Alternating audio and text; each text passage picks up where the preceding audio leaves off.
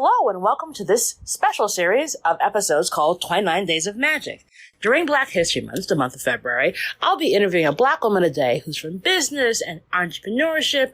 You name it, I'm going to have a chat with her. The idea for this is to show off the amazingness of Black women throughout various industries. I hope you take a listen, like, share, review, and be inspired by these incredible stories. Take a listen.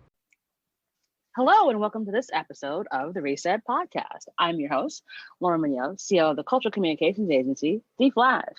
Each episode, I bring on a different business leader who's doing some game-changing work. And this episode is no different. I am so excited to have Arnicia Arrington, who is the Chief People Officer at VYC and Executive Director at VML Y&R.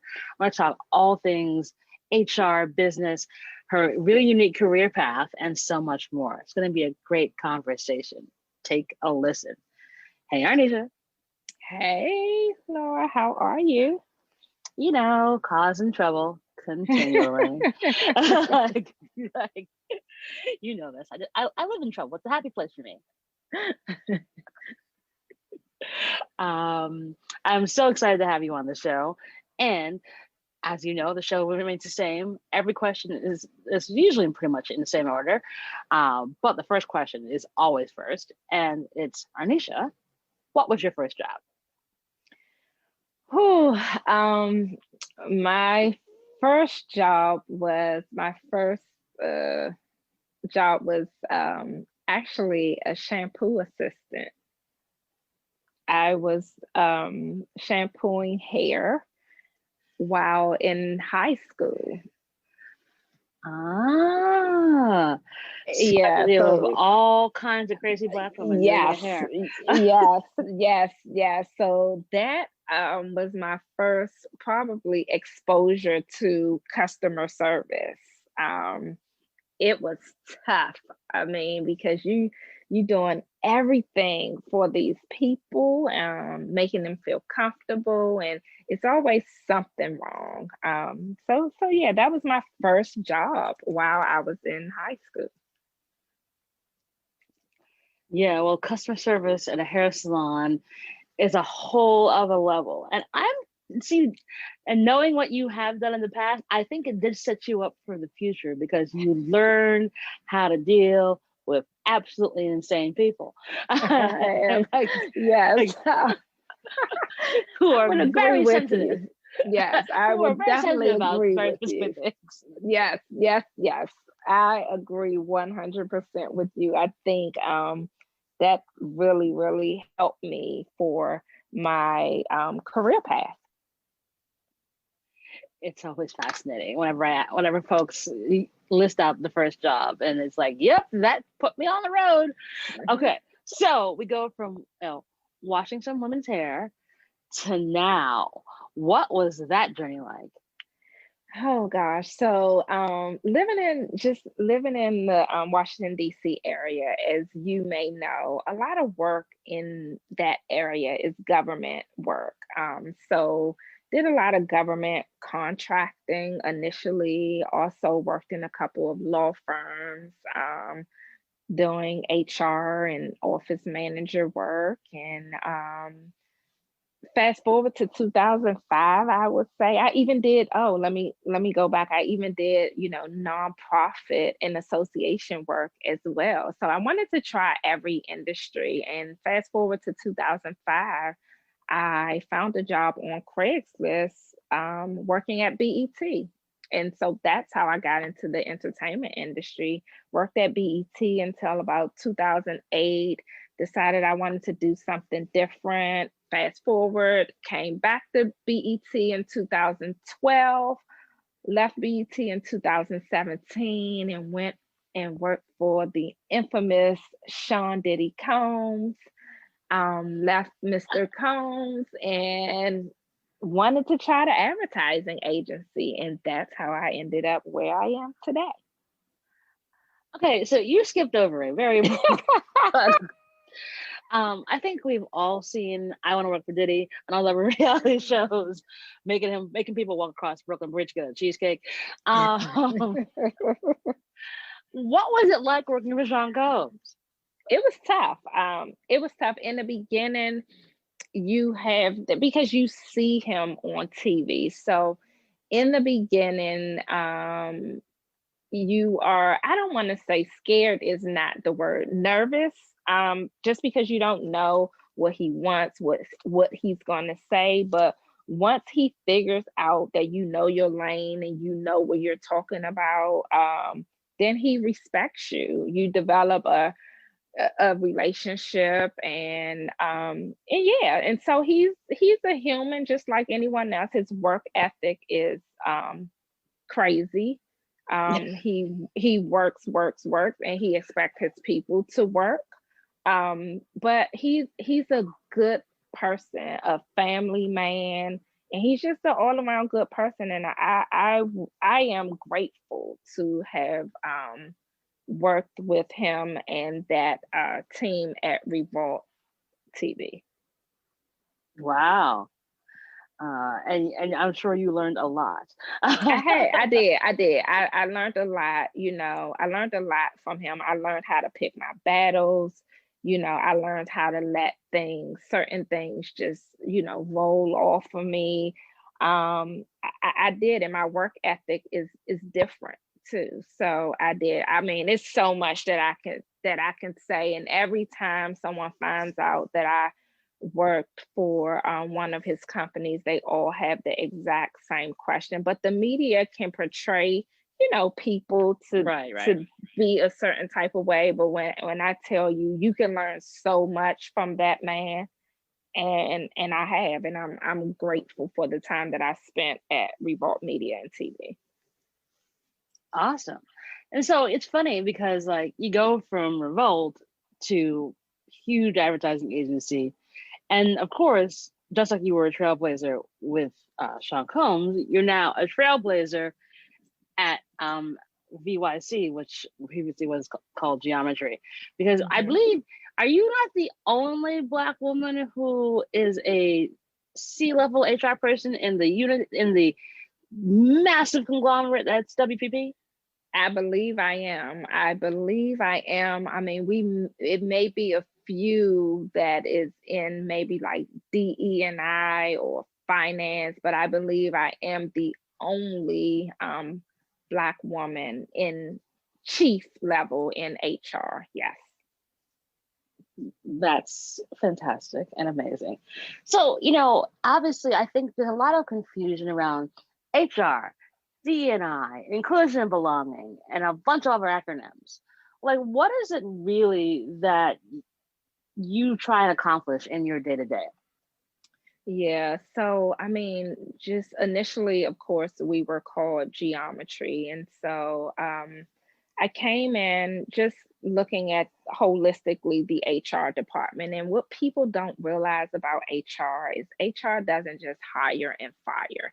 Most people don't know that HR deals with, compensation, employee issues, benefits, even though we have a benefits department, but you still have benefits, you still have payroll, issues, you have operation issues, meaning systems issues.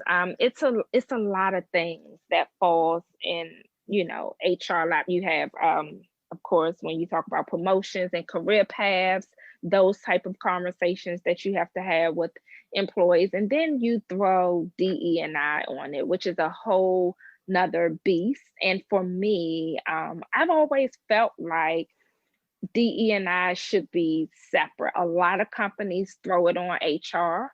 I feel like it should be a separate company, and I actually feel like it should report into the CEO or the COO, because it has to be drilled into the organization, right? And people think that HR is responsible for doing that, but that is the role of the CEO that I believe it should start there first.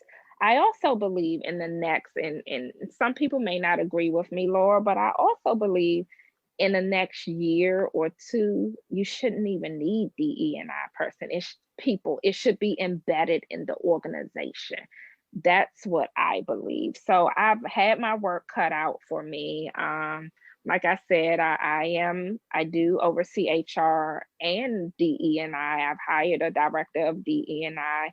And when this whole, when all these issues, racism issues started with the George Floyd and along with some other folks, when that happened, I brought in my good friend Tamika Mallory to actually have a conversation with the organization. And that went, I believe that went really well. And that brought us to having these brave space sessions where we talk about just things that aren't normally talked about in a workplace. So yeah. Oh, just casually. I think you just kind of just made that happen. You know. I feel like you did. I feel like you can toot your horn a smidge. A smidge. Okay. It's not easy.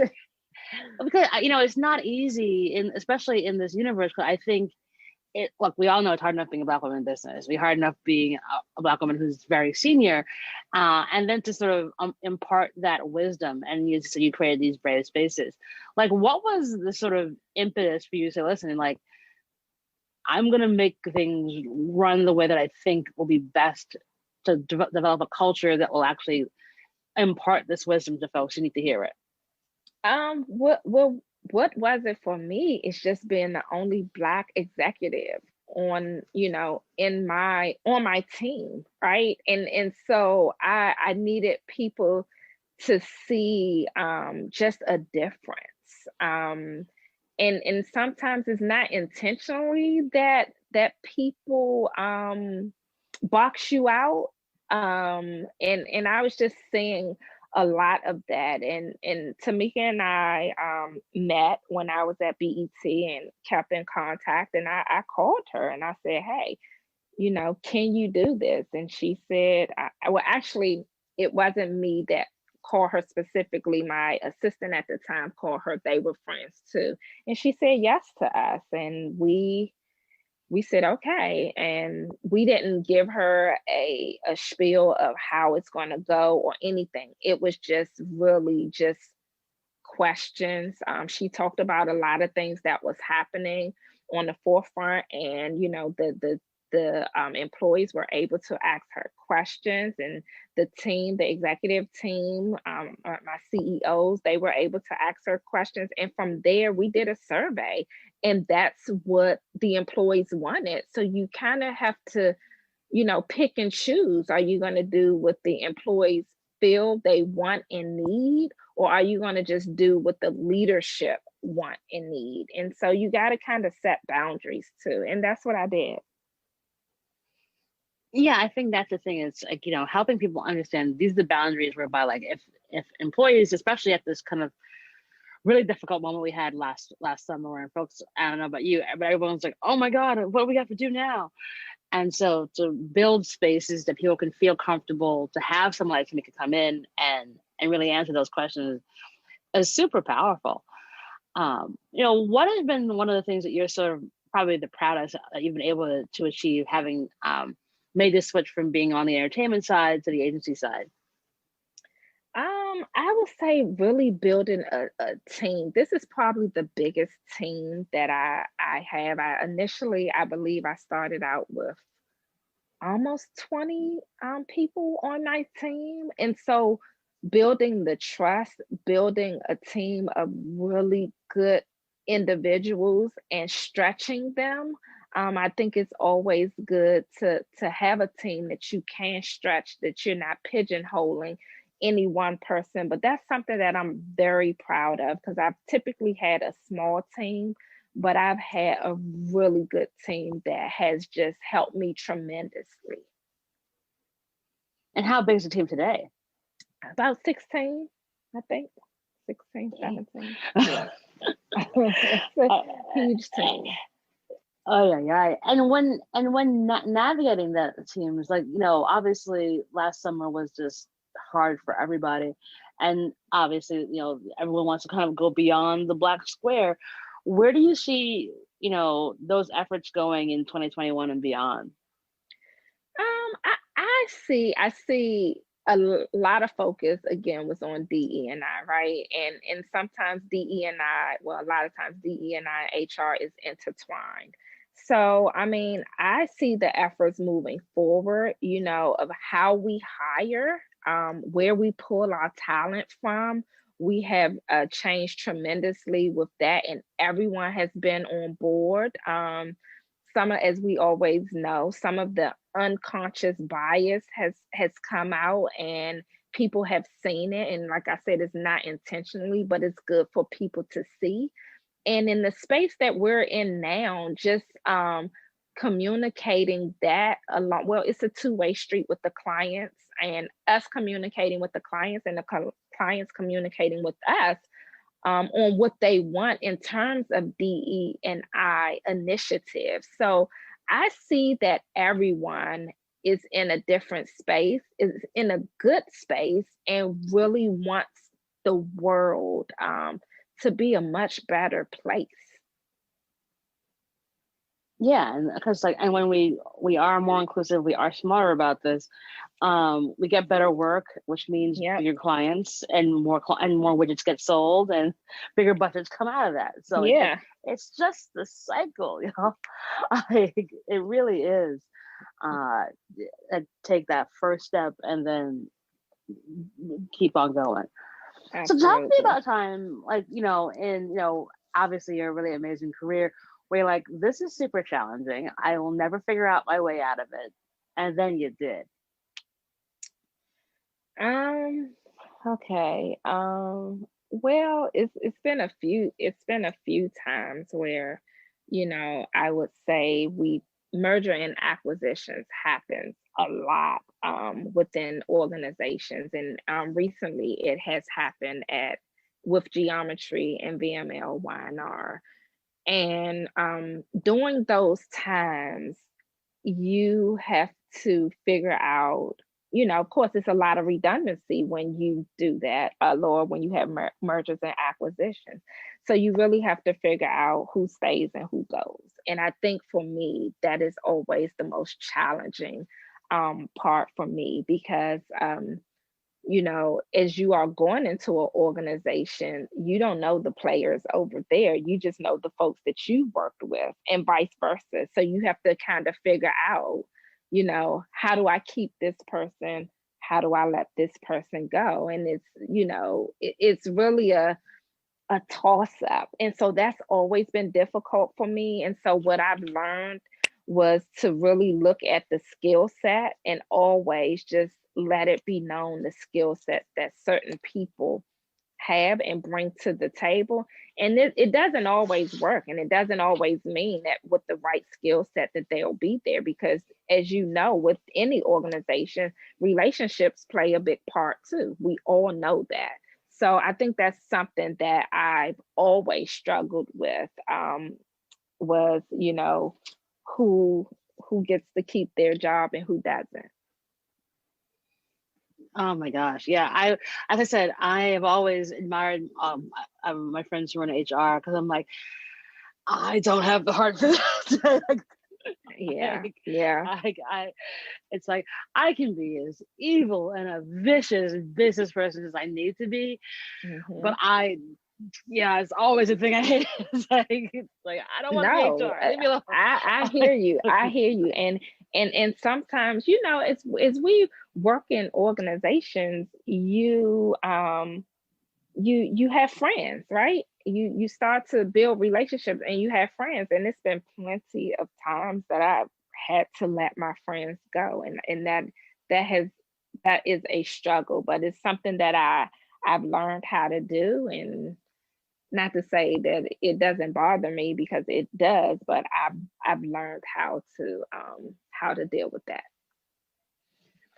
And it's interesting, because I think that, again, as difficult as HR is, I have awesome friends who are in that industry, and I'm always like, how did you decide that was going to be a thing you wanted to do?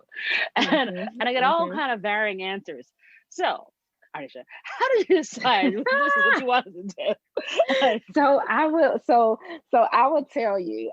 So when I first started my career, it was HR and accounting. And a lot of people don't know this, but the first probably 10 years of this 28-year career path, I started off doing accounting and HR, and I didn't go to college, a traditional college. I went to college when I was an adult.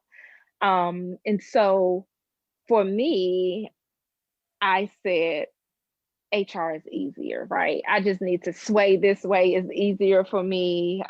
In school, I'm not going to try to be a CPA. And that was ultimately my decision. I was going to school for business. I went to school for business management. I got my undergrad in business. I got my MBA, and I'm 4 classes away from my DBA now. Wait, and DBA? so, What's a DBA? A doctor? yes, it's a So you're gonna doctorate be in Dr. business. Arrington? Yes, a doctorate in business administration. Yes. So ultimately, that's how I made the decision. And not to mention, I really like the working with employees on their, career path, which way they should go, any type of issues that they had. I had loved working with lawyers just on employee relations. I actually thought I was going to lead more into on the legal side when it came to employee relations and compensation. I want people to be paid fairly. And so with those 3 components, like, you're really involved, and that is really one of the other reasons how I swayed into HR. And I'm really nosy too. So I'm like, yeah. So skills you need: be good at math, be nice to people, and a bit nosy. Got it. You're like, I just gotta check this out and see what's going on over here. I got it. But also, you're ridiculously well qualified, because clearly you have a doctorate in this. So Yeah. Because I think it's folks come from, and I think it's so impressive to see, because it's such an unusual path that you can go on to get to where you are, and the roads are never straight. It's always just like, oh, here we go. And you know what else, Laura? You know what else is always interesting, because it's something that I find that a lot of companies do. So for instance, if Laura is the CEO and Arnicia is the COO, and Laura decides to retire, Arnicia is the COO. So, of course, she's next in line. So we're just going to give her the job. Not to mention that Laura has all these people skills, right? And Arnicia is really good at managing projects. But they put Arnicia in that role anyway, and did not give Arnicia any training on how to manage people. And so now you have all these employee issues saying that Arnicia doesn't know how to talk to employees, doesn't have conversations with employees. So that happens a lot in organizations. And that is a reason why I went to school for my doctorate in organizational leadership and development. Ah, nice segue. Because I was going to ask you, like, how did you decide you wanted to get your doctorate in this? Yes, that is exactly why. Because a lot of organizations and a lot of leaders just believe because a person has been there for so long that they're automatically qualified for a role, and that is just not the case in this day and time. Yeah, and it's fascinating, and there's so much to do there, and I think it's so delightfully wonderful, which is why you're one of my favorites, because I will never forget the day that we met, and because it's something that I think people forget that is so important when you meet people, whereby, like, you had the biggest smile, and you had the most fabulous Gucci shoes, and I was like, like, because I was a shoe like, so, like, these are things that matter to me, because it was funny, because, like, sometimes you meet folks in our industry, and, like, they're kind of the same, and I'm always fascinated by, because people always comment on my footwear, because I always had some kind of funky sneaker on, or when I used to wear heels, it would be different heels. But the shoes tell a story, and, like, how you're approachable, and, like, I remember you were all chatting, and, like, I remember, like, okay, and I'm like, I don't know who you are, but clearly you have excellent taste in shoes. I want to be your friend. Yes. But you had that level of approachability, and I think sometimes there is a sort of wall that people kind of see with HR people because they're scary. Because the only reason you talk to HR is if did you get harassed? Are you getting paid the right amount of money? Yeah. Did something bad happen at work? And you have this like really wonderful sensibility about you that like makes you super approachable the minute you meet you. And those are rare qualities to find. No, and I appreciate that, because that is something that was something that I worked on, Laura, because people do not trust HR. They just don't, because they don't know that they can. They don't know that we can be, the person that you can come and you can talk to. And one thing that I will say, working at when I did work in the entertainment industry, that a lot of my colleagues said to me, and Andre Harrell, you probably know him, and rest in peace to him. But he used to say, you get people to come and sit. I had a couch in my office in LA, and he would say, you get people to come here, sit on this couch for hours and tell you their deepest, darkest secrets. How do you do it?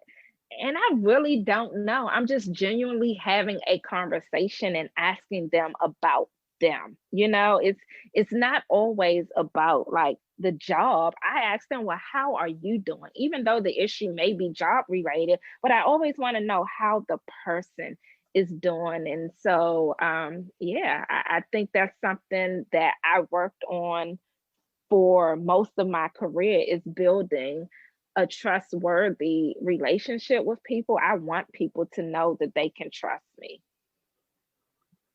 Yeah, and that's the thing. I think you're sort of like demystifying a lot of kind of the fear around HR. So one thing I have a question for you about, there's been a lot of conversation around pay equity in women, especially in the advertising industry. Like, what are some ways that we can sort of kind of get past this? Because obviously, you know how much everybody makes. Like, how have you been able to sort of like help people kind of get a clue on how to, one, advocate for themselves, and two, some tips on like how to do that if you haven't been able to? So no, I would say I definitely have been able to. It's a little tricky in this industry. I would say in the entertainment industry, I've helped lots of Black women renegotiate their contracts for enormous amounts of money, right? So in this industry, and as you know, Laura, your listeners may not know, I purposely came to this industry because it wasn't enough Black folks in this industry. And so that's why I came here. But for this industry specifically, women don't ask. And I will definitely, and I'm going to say it again, we lowball ourselves. I've sat in so many interviews where I knew the budget, but once I ask you, or the hiring manager, whomever asks you, what is your salary requirements, they lowball themselves all the time. And, it makes me want to shake them, but I can't, because I mean, listen, what are you doing?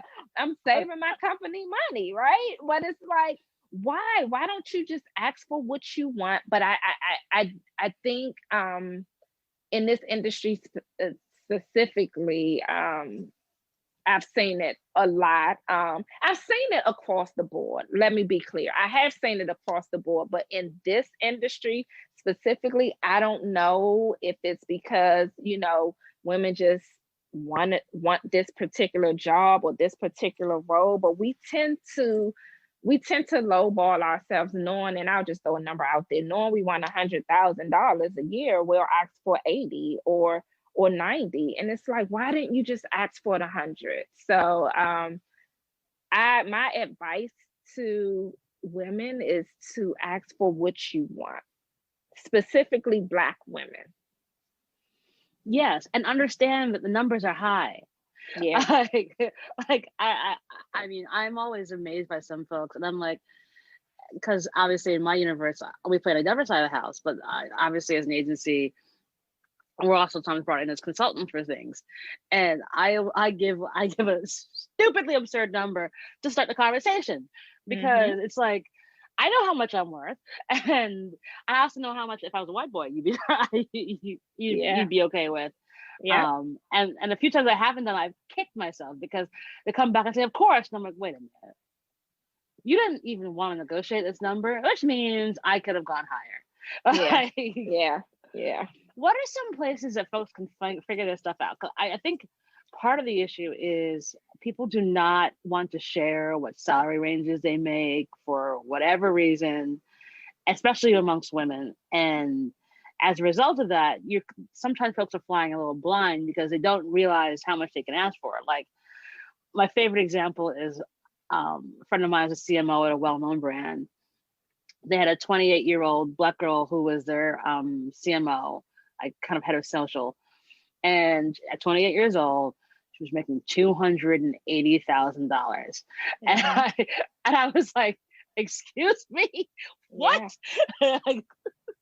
But see, you see how you said what, Laura? But that is what right. she negotiated, right? And so exactly what typically happens is when her colleagues find out how much money she made, whether she told them, because a lot of people now don't have a problem with sharing their salaries, right?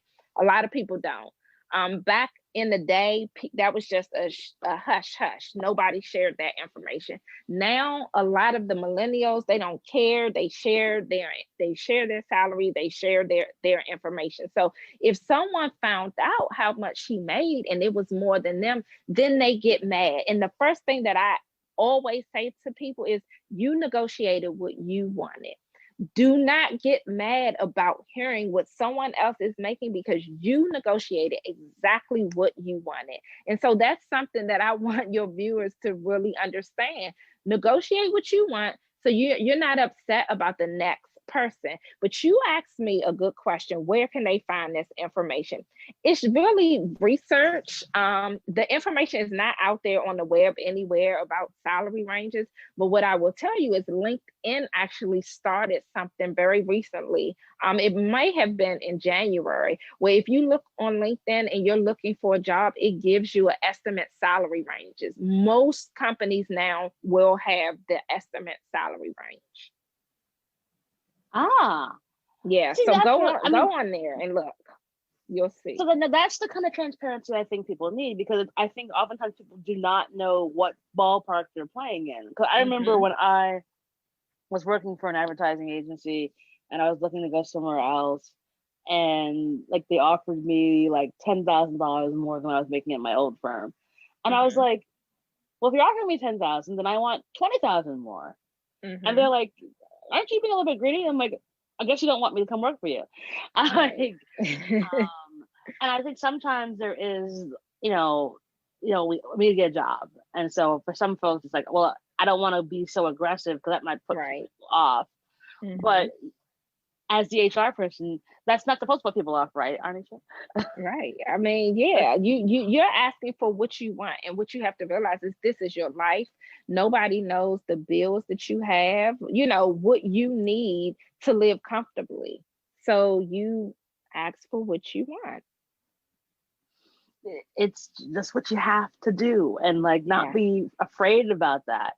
And whatever universe it is, like whether you're a consultant, whether you're going for a full-time gig, figure out what your bills are and then add some sort of multiplier to that, because like, absolutely, especially now in COVID times when it's crazy, you're like, oh Lord. So, thinking back on what you've been able to do over the last, 28 years of your incredible career, what do you think you'd tell 25-year-old you? 25-year-old me would probably, I would probably say start your own business, right? Because I think a lot of times we don't, because we wasn't taught that. Most of us, and I'm not saying all of us, but most of us, as being Black men and women, we wasn't taught to have our own businesses. And if our families did have a business, they didn't educate us on how to do it, right? So I would say, yes, start your own start your own business. You can always have, I call myself, and I never shared this with you, Laura, but I call myself a corporatepreneur because I have multiple Ah, businesses as well, but I will always have a corporate job because I like what I do. And I have been able to help so many people throughout my career. And that's something that I'm very, very proud of. So I would definitely say, start a business, understand the business, because we started and we don't do the things to expand the business. So, for instance, people create LLCs all day long, but they never opened up a bank account. And what people don't realize is that until that business bank account is open, you're really not fully a business. And now, from that business banking account, really have a service or a product and start to build your business credit. So we're not even financially educated, a lot of us, right? So for me, if I would tell my 25-year-old self now, start a business and be fully understanding the financial impact of credit. yeah, you have all these wonderful gems. It's so important that folks understand that like you need to have a few side things for multiple streams of income. If ever Yeah, we learned the importance of that, a global pandemic should have let you know that you should have multiple streams of income in case everything goes to hell. absolutely. Yeah. Like, No, you're absolutely right about that. And I think some people have, I call it, and some people have went through a rough time during COVID, and I did too. I lost my mom during COVID. So a lot of people have, but I call it the COVID come up, because this should have been a time that you reflected and you reassess yourself and what you were doing, and you should have been able to prosper. I mean, companies are hiring out here left and right, working from home 100% remote. So it's a lot of things out here that you could do and be successful at it. And I say use your job to fund your dream. I love it, love it, love it. And but seriously, you know what? I think you're so right about this COVID comeback. I love that. I love the name of this podcast. Oh, like, because I definitely think, as annoying as this all has been, and oftentimes very tragic and sad, on many, many levels, I'm grateful for the fact that I actually had some time to actually be still for a bit and Mhm, actually let my brain work, because I feel like, you just go, go, go, go, go, go, go, go, go, try to make this thing happen. And mhm. having some time to kind of sit and actually look at what's around me and be like, actually, I can do this, I can do this, I can do this. There's so many other things that you can do, that don't require you to move the world, that don't require millions of dollars to get off the ground. They just need an internet connection.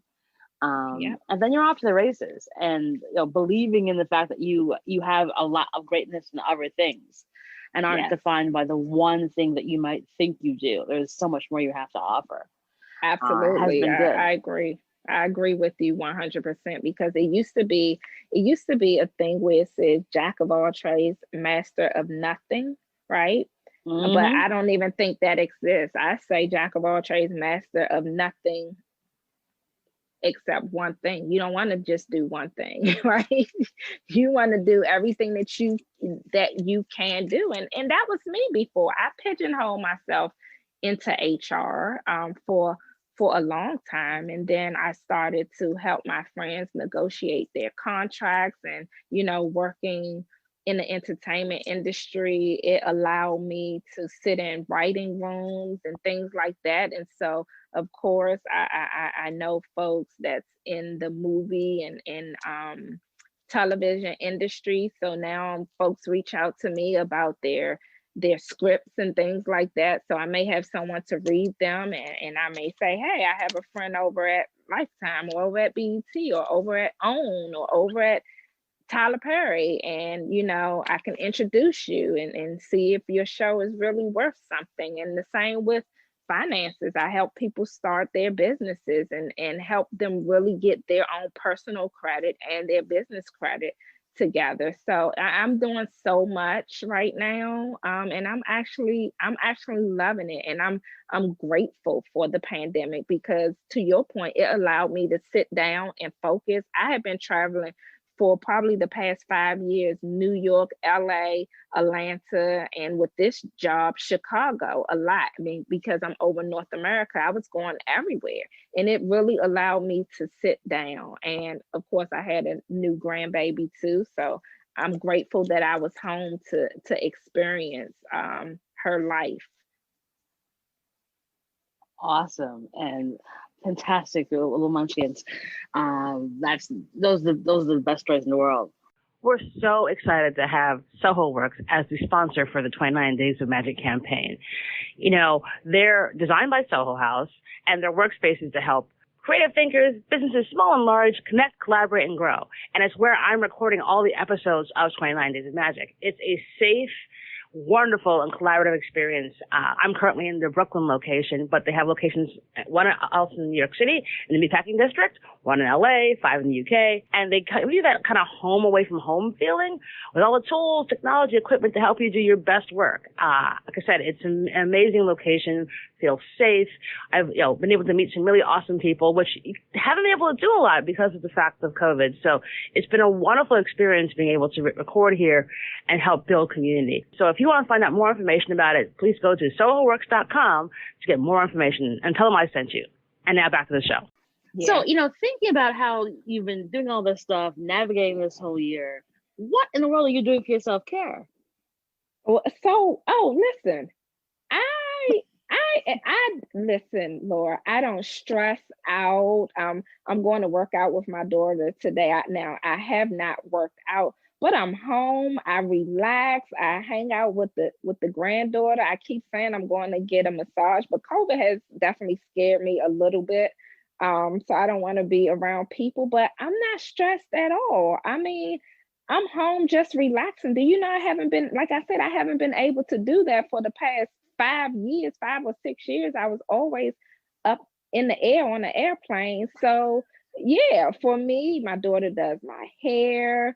I haven't had my nails and feet done in over a year, but that's okay. But I'm okay. The reflection, the educating myself on a lot of things. I mean, that is my self-care. That's fantastic. Yeah, I would kill for a manicure right now. And it's funny, like I would get my nails done at least twice a month, and I bought like a little at-home kit. And I did it for a little while. I was like, this is not the point of me doing my nails. The whole point was have somebody else do them for me, so I can sit in a nice comfy chair, get my little chair massage, and have it done. This is not fun for me doing it on my couch. So. But yeah, I need that. I miss that. But no, but the thing is, like, you just can't stress. Like, isn't you really, take the good with the bad and like try and get some good sleep and like not lose your mind. And I do it all. I do that all. I get really good sleep. When I say nothing bothers me, Laura, I get my sleep in. Okay.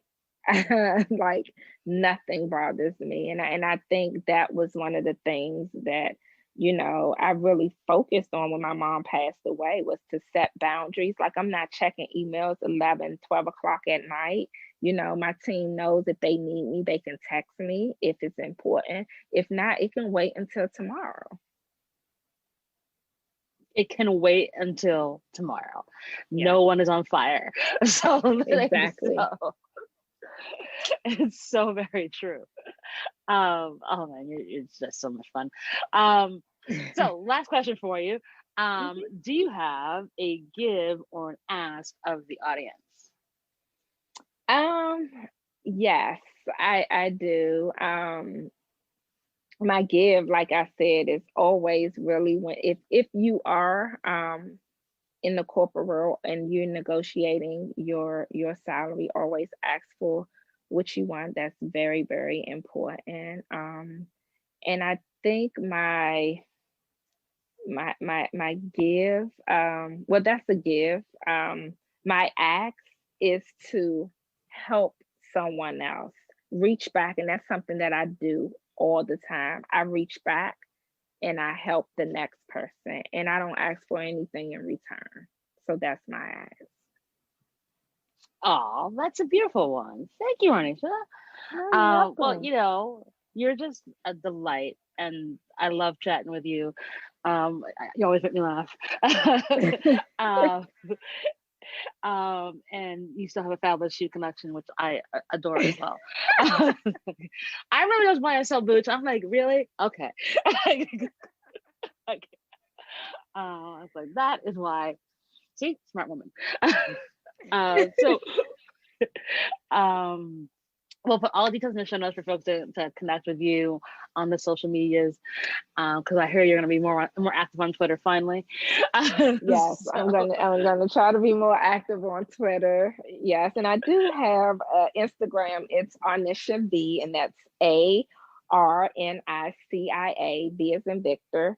And my Instagram is my Twitter is the same. I don't really get on Facebook. Do people really still use Facebook a lot? I don't Yeah. really get on Facebook. Well, it's probably your best. Twitter and Instagram are probably going to be your best bets. Okay. So yeah, anyone can reach out to me, follow me, DM me. I do respond to people. So yeah, that's how you reach me. And I really, really enjoyed this, Laura. I know we have been meaning to do this for some time. For a year. I know. But it was worth the wait, and it's so lovely to hear your story and get you to share it with the world. And so I'm honored that you used my platform to tell folks your amazing story. So thank you so very much. No, you're welcome, and thank you. I really do appreciate it, and I enjoy talking with you. Awesome. And that is our show.